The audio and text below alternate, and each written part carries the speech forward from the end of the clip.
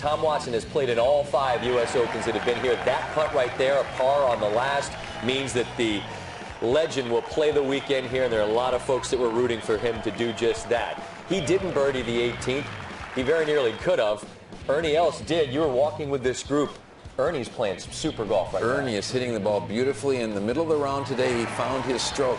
As a player, you do fiddle around a little bit. He found it, and he was really good. He wasn't the only guy. Phil Mickelson wasn't the only guy that found his putting stroke. Here's Dustin Johnson, who's won 2 in a row at Pebble in the tour stops. And Dustin Johnson, using his length, I mean, some of these long par 4s, he's hitting wedges and 9-irons too, where the other players are playing 5-irons. This is an 18-year-old. I think I just point that out. He's 18. Ishikawa, he's 1 under. He's 18. That's great stuff. Here is Graeme McDowell. Speaking of great stuff, ranked 37th in the world, still looking for his first PGA Tour win, but he's a classy player.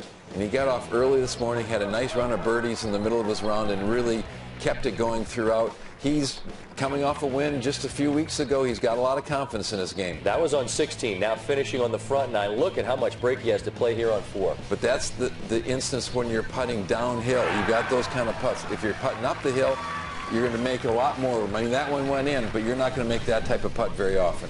As we move forward, red numbers figure to dwindle and be whittled down. At the close of business, only 5 men have broken par as we head towards the final 36 holes. Graeme McDowell leading the way. Great to be in position going into the weekend of a major championship. You know, that's what I practice for, and you know, I've got 2 more tough days on this golf course, and I'm really just trying to stay disciplined and stay calm and keep doing what I'm doing. Just a bit of information on McDowell that you might not be familiar with. He's a 30-year-old. He does have 5 wins in Europe. Andy, you mentioned that he won over in Wales, and it's at the K Club where the Ryder Cup will be come the fall.